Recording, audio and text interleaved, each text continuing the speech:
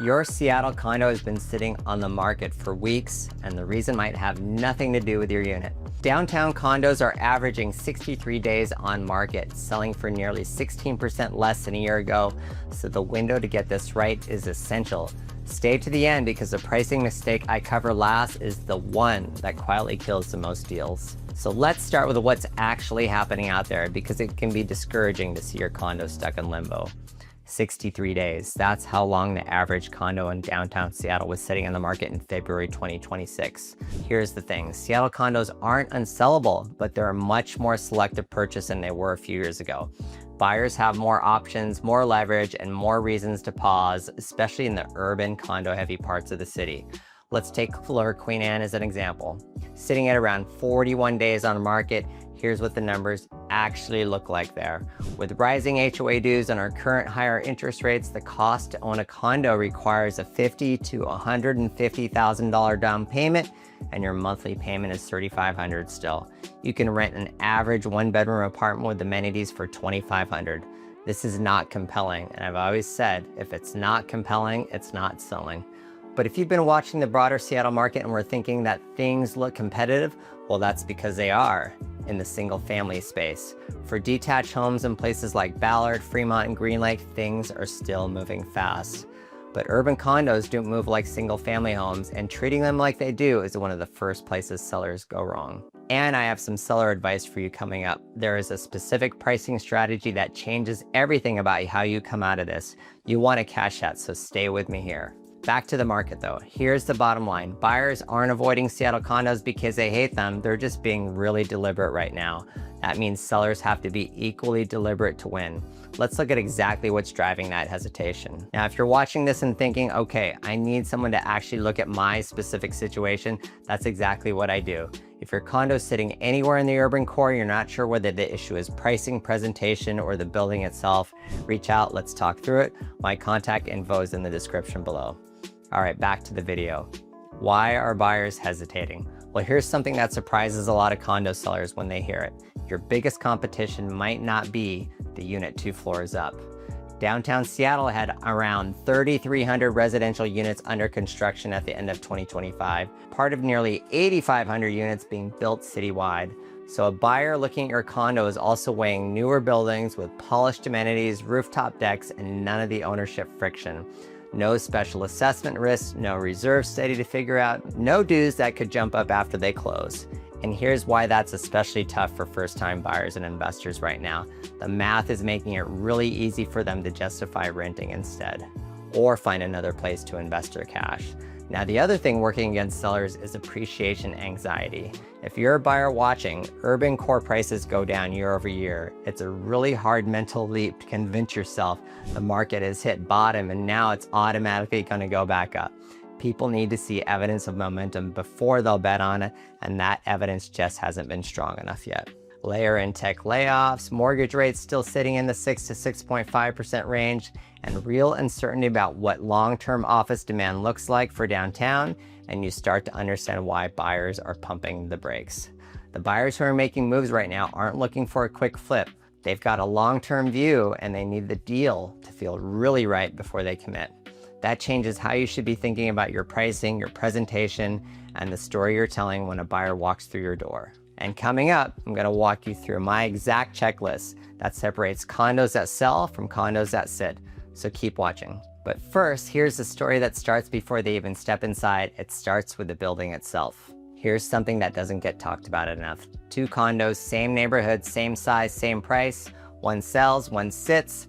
That's not bad luck. That's the building. It really is building by building out there, right? Some buildings have high HOA dues, shaky reserves, real financial problems sitting just underneath the surface. Others have reasonable dues, healthy reserves, and a sense that things are well managed.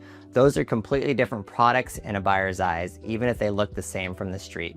And this is so important right now because Washington state law requires condo sellers to share a lot of building level information before closing. We're talking monthly assessments, reserve study status, anticipated major repairs, insurance, pending legal actions, meeting minutes. Sophisticated buyers are reading all of it. They're not just buying your unit, they're buying into an HOA, a reserve profile, and a future dues path. And with buyer caution already high, any red flag in that paperwork can kill a deal that was otherwise just going fine. The HOA number is also right there in the listing for everyone to see. A 1-bedroom in Queen Anne listed in the mid to high 300s with a $700 monthly HOA means a buyer is carrying that HOA payment every single month on top of their mortgage, taxes, and insurance. At current rates, that total number is front and center for every buyer doing the math. Now here's the flip side. If your building has clean financials, healthy reserves, a current reserve steady, and no surprise assessments on the horizon, that is a real marketing asset. Most sellers completely ignore it. Smart sellers lead with it, and I'll show you how to do exactly that in just a minute. Not every part of the city is carrying the same weight right now though. There's one neighborhood where the story is genuinely starting to shift. Now, Pioneer Square is doing something the rest of the urban condo market isn't right now. It's got a story buyers can actually believe in. The waterfront redevelopment that's been talked about for years isn't a possibility anymore. Most of Waterfront Park is already open. Seahawks had a Super Bowl run that had the whole region fired up about that stadium district. The Mariners are back. That whole corridor from Pioneer Square through the waterfront has a vibrancy that genuinely did not exist a few years ago, and buyers feel it when they're walking around down there. Pioneer Square condos are running a pretty broad range right now, from roughly the high 300s all the way up into the 1 million plus tier for larger loft style inventory, with a median listing price around the mid 500s. It's not a hot market yet, but the direction feels more positive. And the lifestyle story, you can tell there's a lot stronger there than it used to be. There's also a solid long-term case across the broader urban condo market, even outside Pioneer Square. Downtown Seattle has over 109,000 residents. Daily worker foot traffic climbed back towards 150,000 in 2025. Office absorption turned positive in the fourth quarter. If you've got a 10-year view, that backdrop matters a lot more than this year's price movement. You just have to find the buyer who's thinking that way. So now that you've got the full picture, the market context, the building dynamics, and where the bright spots are, let's get into what you can actually do about it. So what do you actually do if your condo isn't selling? Here's the honest answer. There are no shortcuts. Any strategy that skips steps is going to cost you time, money, or both. Here's what actually moves the needle. First, get your unit into excellent condition before it hits the market. When your condo is competing against newer buildings with polished finishes, a unit that looks tired or dated is going to lose before it even gets a second showing. Professionally cleaned, freshly painted where it needs it, decluttered, and well photographed. Don't launch until it's there. The market will not reward almost ready. Now stage it like buyers have options, because they do. Staging isn't a luxury move here, it's about reducing mental friction. You want a buyer to walk in and immediately picture themselves living there without having to imagine it differently. If the furniture makes the space feel cramped or the layout doesn't flow, staging can completely change how the unit shows. Don't skip it. Then price it competitively from day one. Homes priced even a few percent above where the market actually is face longer days on the market and deeper reductions down the road. Competitive pricing doesn't mean leaving room to negotiate from an inflated number. It means pricing where buyers feel real value relative to competing units, the monthly dues, and what the building's financials actually show. If you're a seller, here's something you should consider. We're helping condo owners successfully sell when we do all the things we should do, like I just described. And use the building's paperwork as part of your pitch, not just something you hand over at the end. If your building has strong reserves and clean financials, lead with it. Make it easy for buyers to feel confident about what they're stepping into. All of that sets you up well, but there's one more thing that can quietly undo all of it if you're not paying attention. So here's the mistake that turns a slow sale into a dead one. When a condo sits with no real traction, the instinct is to drop the price a little, then a little more, then once more after that, and every time you do it, you think you're getting closer to a buyer. You're often doing the opposite. Buyers notice patterns. When they see a listing with 3 or 4 price reductions, the first thing they ask is what is wrong with it. It stops feeling like a deal and starts feeling like a warning sign. Even buyers who might have been interested start to think they can wait it out, or they just move on. If you need to move fast, make one decisive price move, not a drip. A clean, well-positioned list price from day one almost always outperforms chasing the market down with a series of small cuts. If you don't need to sell fast, the best play is patience, and I mean real patience, not passivity. Those aren't the same thing. Patience means entering at a realistic price, presenting the unit well, and giving the market time to find the right buyer.